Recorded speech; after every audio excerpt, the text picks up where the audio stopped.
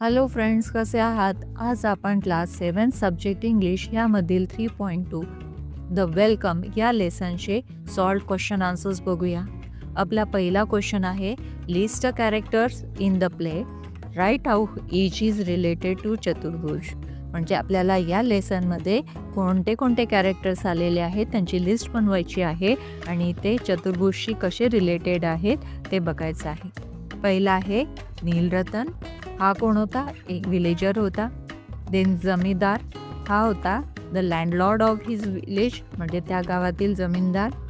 सतू, चतुर्भुज अंकल, म्हणजे त्याचे अंकल होते चतुर्भुजचे. Maid, a maid servant of his family, त्याच्या घरात काम करणारी बाई. देन मदर, चतुर्भुज मदर, त्याची आई होती. देन लिटिल बॉय दाखवलेला आहे, तो seems to be his younger brother, त्याचा लहान भाऊ असावा असं वाटतंय. आंट, चतुर्भुजची आत्या. Little girl seems to be his younger sister, त्याची लहान बहीण. आणि हरी, चतुर्भुजचे अंकल. आपला सेकंड क्वेश्चन आहे, find and list the incomplete sentences of Chaturbhuj. आता आपल्याला या लेसनमध्ये चतुर्भुजचे जे सेंटेन्सेस आहेत ते इनकम्प्लीट कोणते कोणते आहेत ते बघायचं आहे. पहिला आहे, this year the exams were very, म्हणजे यावर्षी एक्झाम्स खूप, आणि तिथे डॅश दिलेली आहे. Then directly after the M A exams were over I, म्हणजे जेव्हा एम एचे एक्झाम झाल्याबरोबर मी इथे, आणि the subjects I would offer, आणि मी सब्जेक्ट्स घेतले होते. हे इनकम्प्लीट सेंटेन्सेस आहे. देन आपला थर्ड क्वेश्चन आहे, right what Chaturbhuj would like to hear from the following people. आता चतुर्भुजला खाली दिलेल्या लोकांकडून काय ऐकायचं होतं?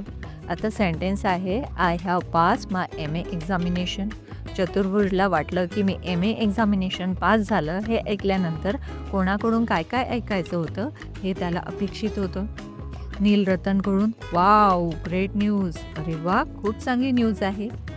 देन जमीनदारकडून त्याला ऐकायचं होतं, very nice, God bless you, खूप छान. देन अंकल सातूकडून, ओ कॉंग्रॅच्युलेशन्स. देन मदर, आईकडून त्याला ऐकायचं होतं, good, we are so proud of you, आम्हाला तुझा अभिमान वाटतो आहे.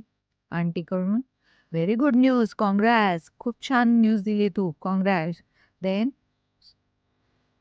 सुधाचंद्रन, त्यांच्याकडून, great, congratulation. And Paran, heartly congratulations. Question number 4, enact the play. आता आपल्याला प्ले ॲक्ट करून दाखवायचं आहे. ही ॲक्टिव्हिटी तुम्ही स्वतः करू शकता. क्वेश्चन नंबर 5 आहे, फॉर्म पेअर्स, म्हणजे आता तुम्हाला पेअर्स करायचे आहेत. Each person in the pair writes down a simple story, news item, report etcetera. आता प्रत्येकजण आपल्या पेअरमधील काय काय लिहिणार आहे? सिम्पल स्टोरी लिहिणार आहे किंवा न्यूज आयटम लिहिणार आहे, एखाद्या गोष्टीबद्दल रिपोर्ट कसा लिहायचा आहे ते लिहिणार आहे. Then one of the partner tries to tell it to the other person, आणि त्या पेअरपैकी पहिला हा दुसऱ्याला ॲक्टिंग करून दाखवणार आहे. ट्रायज टू टेल इट, म्हणजे तो त्याला सांगायचा प्रयत्न करणार आहे. And the other person shows through gesture that he is not interested, आणि दुसरं त्याला ॲक्शननी सांगणार, फक्त ॲक्शन, त्याला बोलायचं नाही, की त्याला ॲक्शननी सांगायचं आहे की तो त्याच्या समोरच्या व्यक्तीच्या सांगण्याच्या गोष्टीमध्ये इंटरेस्टेड नाही. आता तो हे कसं काय दाखवू शकेल? बाय यॉर्निंग, म्हणजे जांभोळी देऊन सांगू शकेल. लुकिंग अवे, म्हणजे दुसरीकडे बघून. फ्रोनिंग अँड डुईंग समथिंग एल्स, म्हणजे तो समोरचा व्यक्ती बोलतो आहे आणि ही वेगळीच ॲक्टिंग करतो आहे. How to be a good listener. आता खाली दिलेला आहे, repeat the activity after changing the role of the listener. आता हीच ॲक्टिव्हिटी आता रोल चेंज करून करायचं आहे. अँड द स्पीकर, लिसनर आणि स्पीकर हे दोघंही आता चेंज करायचे आहे. देन प्रिपेअर 2 टेबल्स, अशा प्रकारे आपल्याला 2 टेबल्स तयार करायचे आहेत. How to be a good listener and how not to be a good listener, म्हणजेच गुड लिसनर कसा असावा आणि गुड लिसनर कसा नसो ते आपल्याला इथे सांगायचं आहे. तर पहिले आपण गुड लिसनर्सची क्वालिटी बघूया. लुक ॲट द स्पीकर, म्हणजे जो गुड लिसनर असतो तो स्पीकर, म्हणजे जो बोलतो आहे त्याच्याकडे बघत असतो. Play close attention to the speaker. Pay close attention म्हणजे त्याच्याकडे लक्ष देऊन ऐकत असतो स्पीकरकडे. Try to guess the meaning of some news unfamiliar words म्हणजे जर त्याला काही गोष्टी माहिती नसतील किंवा अनफॅमिलियर म्हणजे अनोळखी वर्ड्स असतील तर त्याचा मिनिंग शोधायचा तो प्रयत्न करीत असतो. Keep on listening if you don't understand the speaker म्हणजे पुन्हा पुन्हा ऐकतो की जर त्याला स्पीकर काय म्हणतोय हे लक्षातच येत नसेल तर तो त्याचं पुन्हा पुन्हा ऐकतो. Keep on listening even if you don't agree with the speaker. जर तुम्हाला स्पीकर काय म्हणतो आहे ते सुद्धा कळत नसेल म्हणजे तुम्ही त्याच्याशी सहमत नसाल, त्याच्या बोलण्याशी सहमत नसाल तरीही तो त्याचं ऐकत असतो. ही क्वालिटीज कोणाची आहे? गुड लिसनरची. आता how not to be a good listener. आता गुड लिसनर कसा नसतो ते इथे आपण बघणार आहोत. Look somewhere else when the speaker is speaking. आता जेव्हा वक्ता किंवा स्पीकर बोलत असतो त्यावेळेला इतर दुसरीकडेही म्हणजे स्पीकरकडे न बघता इतर दुसरीकडे सगळीकडे लक्ष असतं त्याचं. Distract the speaker. स्पीकर बोलत असताना त्याला मधातच डिस्ट्रॅक्ट करतो जसं काही त्याला काही विचारून किंवा काही उलटसुलट ॲक्शन्स करून. Start yawning. जांभोळ्या देऊन.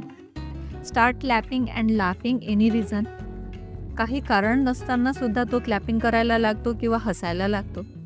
Look away through the window. खिडकीच्या बाहेर बघायला लागतो. Talk to your friends. आपल्या मित्राशी बोलणं सुरू ठेवतो. And try to disturb the speaker with strange funny gesture. आणि वेगवेगळे हावभाव फनी जेस्चर म्हणजे हावभाव करून तो स्पीकरला डिस्ट्रॅक्ट करण्याचा प्रयत्न करीत असतो. आता आपली 6 नंबरची आणि लास्ट ॲक्टिव्हिटी आहे play the game of right questions and wrong questions. आपल्याला गेम खेळायचा आहे राईट क्वेश्चन्स आणि रॉंग क्वेश्चन्सचा. आता गेम कसा असणार आहे हा? फॉर्म पेअर्स म्हणजे आपल्याला पेअर्स पाडायचे आहेत. One person puts any one question to the other.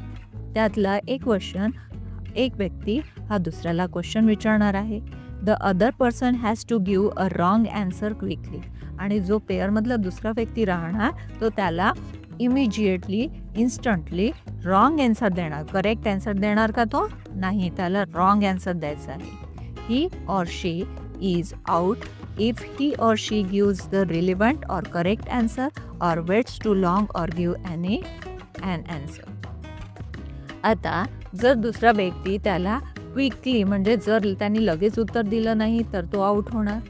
किंवा दुसरा व्यक्ती हा गिव्स द रिलेव्हंट म्हणजे त्यांनी करेक्ट ॲन्सर दिलं तरी तो आउट होणार. आणि तो खूप वेळ वाट पाहून नंतर त्याने आन्सर दिलं तरी त्याला तो आउट होणार आहे.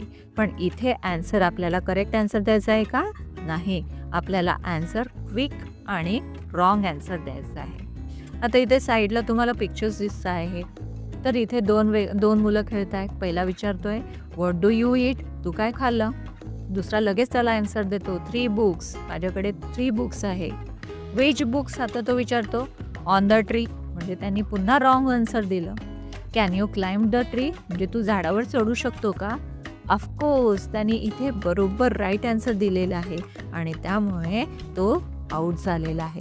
आला की नाही तुम्हाला गेम लक्षात कसा खेळायचा तो? आता इथे बघा, इथे एक्झाम्पल म्हणून त्याने ए आणि बी अशी 2 पेअर पाडलेली आहेत.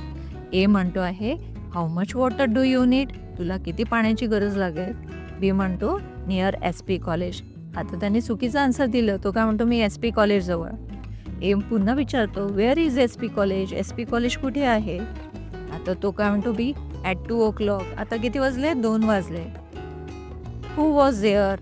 तो विचारतो कोण आहे तिथे? हा काय म्हणतो बी आय डोंट नो मला माहिती नाही. आता इथे त्यांनी करेक्ट ॲन्सर दिलं म्हणून तो आऊट झाला.